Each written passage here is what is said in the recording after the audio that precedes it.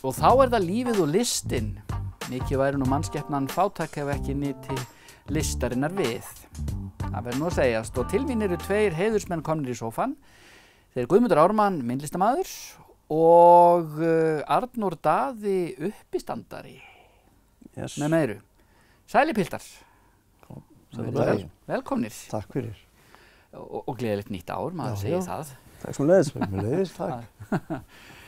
Jæja, herru, það stendur mikið til á nýju ári, Guðmundur Ármann, hjá Gilfélaginu. Já, í raun og veru sko, þá átti Gilfélagið afmæli 30. nóvember 21 í haust. Já, akkurat. Og þessi sýning, hún tafðist nú bara vegna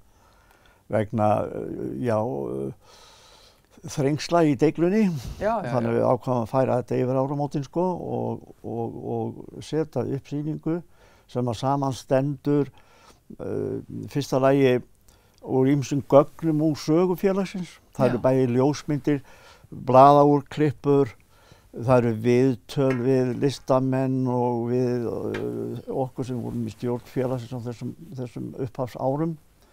Og síðan þarna svolítið forsaga, það vil segja hvernig hugmyndin kviknaði og hvað það var sem að svona ýtti undir að þetta varð að veruleika. Akkurat. Og síðan eru líka með sko verk sem að við eigum ennþá eftir þekkta íslenska myndlistamenn sem við ætlum að hafa þarna til sölu eða þannig að fólk geti boðið í verkin. Já. Og þetta eru 14, ef ég man nú rétt alveg, 14 höfundar. Já. Og þetta eru sem sagt teikningar og þetta grafík og þetta málverk og þetta leirlist og fjölbreytt sýning sko. Þetta eru held ég 19 verk sem að munu vera hægt að bjóða í. Akkurat. Og fjárfesta í list. Já, segðu. Já. Það gullið tækifæri. Þarna eru gömul verk eftir marga sem eru orðnir þekktir og aðrir eru látnir og þannig að þetta svolítið merkileg sýning á mörgu leyti. Já, ég sá aðeins hérna þetta að þarna eru ýmsir höfðingjar á ferli. Já.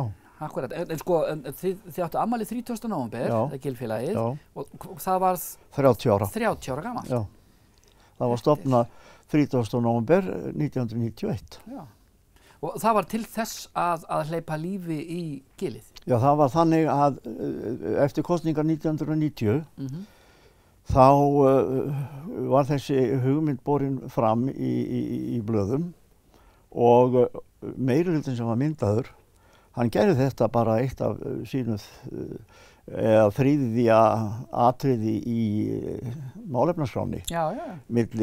Þá var það Alþýðubandalagið og Sjálfstæðisflokkur sem myndaði meirihluta. Akkurat. Og það endaði með því að þeir sem sagt ákváðu eftir fundarhöld sem voru haldin og kynning á hugmyndinu framins og þá ákváðu þeir að kaupa húsin af kaupfélaginu sem að voru verksmiðjurnar þarna Sjöfn og það var þarna Flóra og mjólkursamlagið og mjólkurbúðin og þetta var meira og minna allt orðið tómt sko. Og menn töluðu þetta svona eins og Draugagil þegar maður keyrði þarna upp vegna þess að það var engin ljós í neinum gluggum sko. En svo flytur sko myndlistarskólinn þarna 80 og eitthvað, ég man ekki alveg nákvæmlega 85-6 og það náttúrulega pínlítið myndaðist meðal nemenda og kennara. Svona, hvað ég var að segja, þessi orðuræða, því ekki að reyna að breyta þessu í. Akkurat. Og það var til þess að ég skrifaði grein sem að birtist með teikningu og yfirskiptum að breyta þessu í París norðursins og það var heldur betur framsýni það, við njótum góðs að því í dag og höfum gert lengi.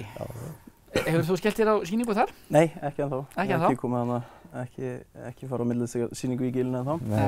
Nei. En þú ert nú dálítið annarri tegund listar. Já, svona ekki fancy og myndlist, það bara að segja einhverja prumpubrandara bara. Já. Til dæmis þessi virkaði. Já, akkurat. Þess að ég áttu bara hreinlega ekki vona á honum. Nei. En þú ert uppistandari. Hvernig byrjar í þeirri senu? Fyrir sunnan eru svona open mic senur eða svona tilrauna uppistand. Það sem bara svona hver sem getur farið upp á svið. Ég byrjaði þar og þetta eru mjög skrautlega sýningar. Þegar þú býður upp á open mic og hver sem getur farið upp á svið þá farið svona vel blandaðan hóp að fólki sem að kannski á ekkert endilega að vera... Ekki mikið rétt skoðað? Nei, akkurat. Þetta er mjög gaman, mjög skemmtilegt. Þannig að, já, byrjaði þar og svo opnaði uppistandsklúbbur í Reykjavík og Lækjargötunni 2018. Secret Cellar. Það lokaði reyndar núna. Ég vissi af honum.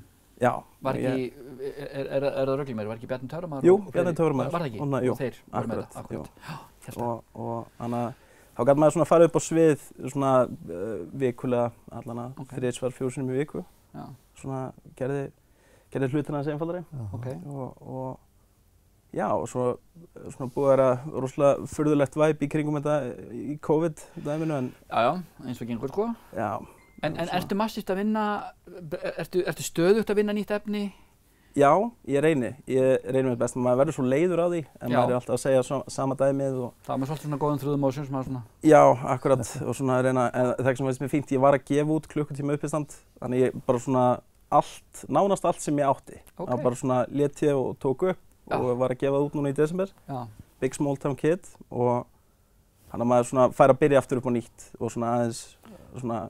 Já, svona segja aðeins skilið við þetta. Já, kasta þessu efni bara í burtu og byrja bara upp á nýtt og svona aftur og open mic-ana og þannig að þetta er búin að vera skemmtilegt ferli. Já, ég trúi því. Ég kíkti aðeins á hér, ég skellihlofaði hérna einmitt þegar einhver sagði við þig, þú veist, hann spurði hvað gerir vinnuðinn, hann er uppistandari? Já, einmitt, þú lítur nú svolítið út fyrir að vera uppistandari. Og þú svona, já, ok, takk, held ég.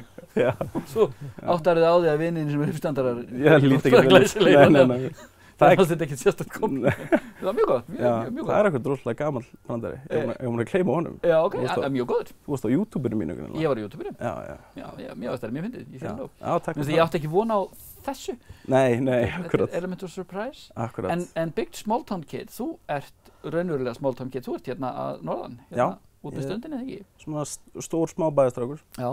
Frá Hauganesi, fæddur og uppalinn. Ok, varstu finningurinn í bekknum eða hvaðan? Já, svona smá, fór eftir í hvaða hópi maður var í. En þegar maður var með vinnu sínum þá svona grínast maður og var svona kannski the class clown. En já, svo flutti ég suður 2016 til þess að fara bæði í kvikmyndaskólan. Fara í kvikmyndaskólan var svona afsökur mín til þess að flytja suður og fara í uppistand. Þannig að þetta var algjörlega takmark? Já, alveg 100%. Frá því ég var alveg 17-18 ára. Vissi ég alveg að þetta er það sem ég vildi gera en það er svo kjánalegt sérstaklega þegar maður kemur frá smábæ að segja öllum að vilja vera uppistandari. Því að fólk svona heldur svona sérðu um leiður svona eitthvað vá, þú heldur þú sett rosa fyndin. Þetta var það sem var í gangi upp í hausnum á mér. Já, fólk en af hverju mætti fólk samt að hugsa það? Ég veit það ekki. Núna er ég bara svona hvað var ég að pæla. En ég var bara það kvíðinn eitthvað með þetta að ég þorði ekki að segja neinum að ég sótti í kvikmyndaskólann og er að borga námsláni núna.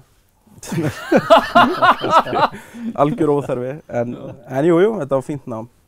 Já, ég meina, maður lærir alltaf. Maður er gott á öllu námi. Þannig að gefa líka svona fjölbreytilegu listnámi, það styrkir mann ævinlega.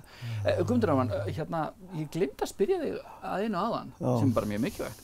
Hvenær opnar sýningin? Já, hún opnar núna á laugardaginn. Bara á morgun, samsagt? Nei, er ekki föstudagur á morgun? Nei, það er nefnilega föstudagur í kvöld. Er föstudagur í dag? Við erum að ljúga því til. Já, ég skil.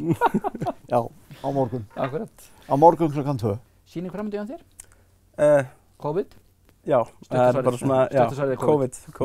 Fylgist með Instagram. Akkurat. Arnór Comedy. Við gerum það, Arnór Comedy. Arnór Comedy, já. Dásanlegt. Heiðursmenn, hjartans þakkir fyrir komuna og gangi ykkur vel í öllu ykkar.